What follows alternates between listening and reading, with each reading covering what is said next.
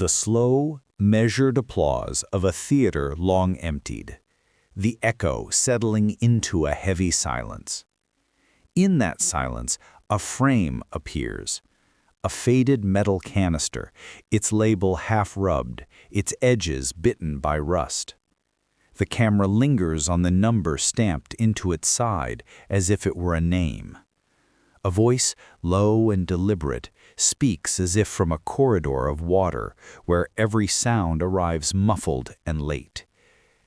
They remember him as a lightning face, a lean silhouette against neon and restless streets. James Dean, born 1931, gone 1955, became the shape of teenage fury before the world could catch its breath. Around him, a constellation of youthful talent, names that still fold like late-night headlines into the memory of Hollywood, rose and fell. But buried beneath the glow, something never reached the light. An entire reel, a thread of footage, a sequence rumored to have altered the film's heart, simply did not return to the cutting room. The archive listed a gap. The ledger showed a blank where a scene should have been. What remained was rumor and a silence so precise it might have been deliberate. This absence is not an accidental blank. It is an incision. The film asks a simple cold question. What is kept from us by the very hands that vowed to preserve history? Behind the glamour of marquee letters and press smiles, a different story waits in the dark. One told in edits that were never made public, and in moments captured on celluloid that, for reasons unnamed, were never allowed to breathe. The missing reels are not merely lost film. They are missing testimony. They are a gap in a narrative that refuses to be neat. They whisper of intervention, suppression, and a shadow that lingers long after the final curtain falls. The story of Rebel Without a Cause didn't begin with James Dean. It began decades earlier, quietly, awkwardly, like a child learning to speak. In 1944, long before the film took shape, a psychiatrist named Robert Lindner published a case study about a troubled young man who felt the world had turned its back on him. Hollywood read it. Hollywood feared it. Because it hinted at something America wasn't ready to admit. That beneath the glow of the post-war dream, a generation of teenagers was cracking. By the early 1950s, the United States was obsessed with perfection. Perfect homes, perfect families, perfect futures. But behind closed doors, parents argued, sons rebelled, and daughters vanished into the night without explanation. Juvenile delinquency became a national panic. What America needed most was silence. Yet in a small office with cigarette smoke curling under the light, Nicholas Ray, a man who lived in the margins of every Hollywood room, began to sketch a different vision. He was fascinated with broken youth, with the vulnerability hidden under loud defiance, with the way an angry boy sits when he thinks no one is watching. To Ray, Rebel Without a Cause wasn't a film. It was a confession.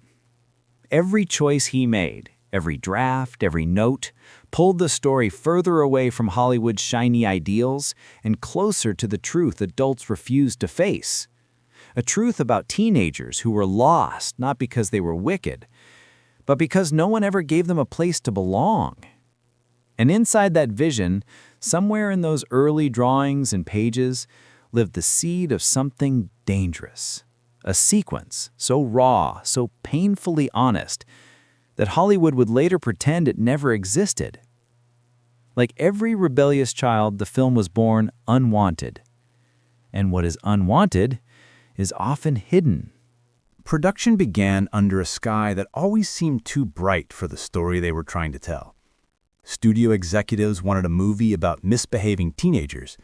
Nicholas Ray wanted a mirror held up to a nation terrified of its own children. And when James Dean walked onto the set for the first time, everything shifted. Dean didn't act the role, he inhabited it. He moved like a wound, pretending to be a person. He improvised lines, broke blocking, ignored directions, then delivered performances so intimate the camera seemed almost embarrassed to witness them. The crew said he carried the film's emotional weight as if it were already part of him. Natalie Wood, still almost a child, followed his lead. Sal Mineo, fragile and wordless at times, fit into the emotional triangle like a shadow that understood every silence. But it was during these improvisations, these unscripted, unrepeatable moments, that something happened. A sequence was filmed, a long one, a raw one. A scene that didn't appear in any script, a scene that wasn't listed on the day's schedule, a scene that everyone saw and no one talked about afterwards. Some crew members said it exposed too much vulnerability. Others whispered it suggested relationships the 1950s weren't ready to admit existed. Some insisted it was simply too real, too dark, too honest. When the footage reached the editing room, the production code office, the iron fist of censorship in Hollywood's golden age, stepped in. A letter was sent, then another, then a demand. Certain sequences, they said, were inappropriate for national audiences. Certain expressions of emotion were misleading. Certain performances, particularly Dean's, were too raw to be healthy. Ray fought back. He lost. Days later, an editor opened a metal can and found only half of what had been shot. The rest, an entire reel, was simply gone. Not misplaced, not mislabeled, gone. Warner Brothers blamed an inventory error. Ray blamed the censors. Others blamed a studio executive who had too much to lose if the scene ever saw daylight. Whatever the truth, the absence was deliberate. Everyone felt it. The missing reel didn't just disappear. It left a wound in the film, and every actor who touched that wound would soon meet a fate that felt equally unfinished. The film wrapped. The lights were struck. The sets were torn down. But something lingered, an unease that clung to everyone who had touched the production, as if the missing reel had left behind a shadow no one could name. The first tragedy struck before the world even saw the film. James Dean. On September 30th, 1955, just weeks before Rebel Without a Cause premiered, James Dean got into his Porsche and drove toward the desert. Witnesses said he looked restless, distracted, as if his mind was somewhere else, somewhere darker. At 5:45 p.m., he collided head-on with another car. He died before they could pull him from the wreckage. The missing reel had already vanished. Now the film's beating heart vanished with it. Sal Mineo. Years later, Sal Mineo, gentle, haunted, still living in the shadow of the role that once defined him, walked into the carport of his apartment. A man stepped out of the darkness. A knife flashed. Mineo collapsed before he even understood what happened. The brutality of his death felt senseless, almost ritualistic, like a curse collecting its debt. And then came the ocean. In 1981, Natalie Wood disappeared from a yacht anchored off Catalina Island. The night was calm. Her screams, witnesses claimed, echoed across the water. Minutes later, silence. Her body was found floating face down at dawn. 3 stars, 3 deaths, 3 endings that felt less like coincidence and more like a pattern. Hollywood began to whisper. Crew members said they felt something dark on set. Archivists spoke about reels that shouldn't be touched. Some believe the missing sequence contained a truth the world was not meant to see, a truth that followed Dean, Mineo, and Wood into the afterlife.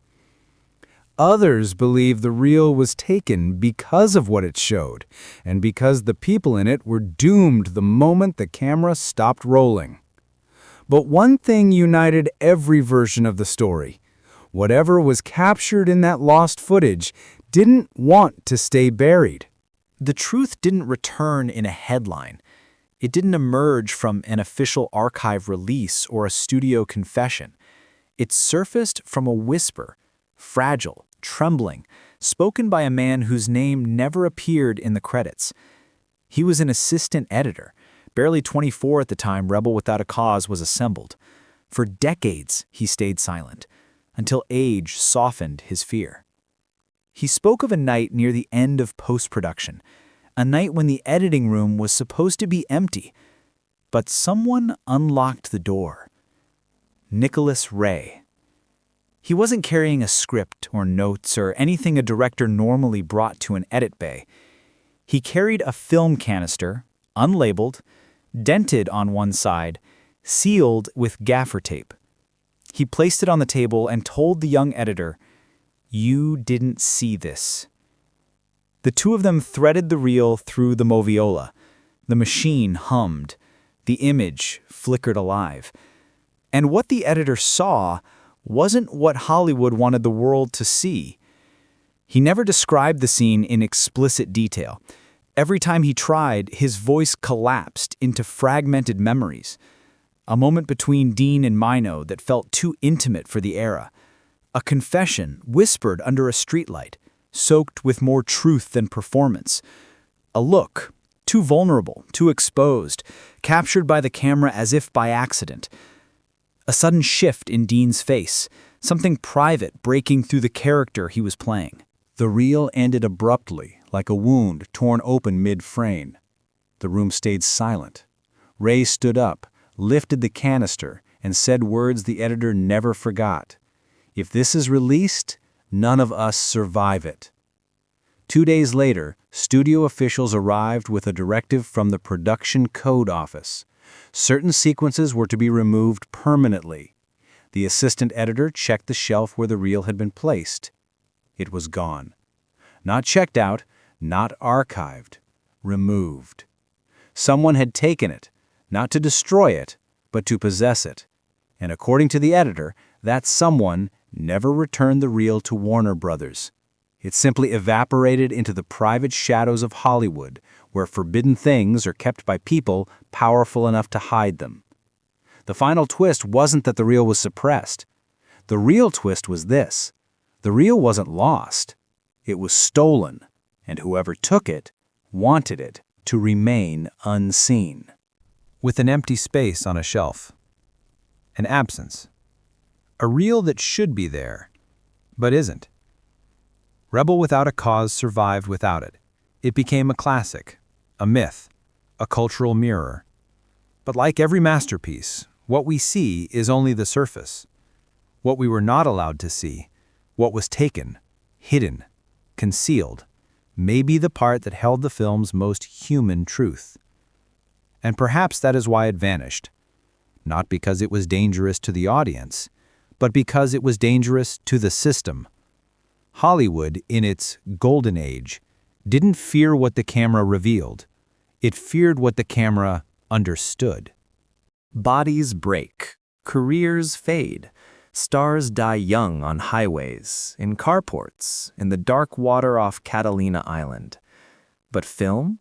Film remembers too well. Film captures things that were never meant to be permanent. A glance, a confession, a moment too intimate, too honest, too unguarded. Maybe that missing reel held a truth about Dean, or about Ray, or about America in the 1950s. Or maybe it held nothing more than a raw, unfiltered piece of humanity that contradicted the fantasy Hollywood insisted on selling. We may never know. But sometimes what a film chooses not to show tells us more than what it does. In the end, Rebel Without a Cause remains two films, the one the world saw and the one that was swallowed by the shadows. A film inside a film. A ghost inside an icon. A truth sealed in a metal canister that someone, somewhere, still guards like a secret they can never speak aloud. And until that reel surfaces, if it ever does, we're left with the echo of a question that refuses to fade. What was so powerful, so dangerous, so unforgettable that Hollywood decided the world should never see it?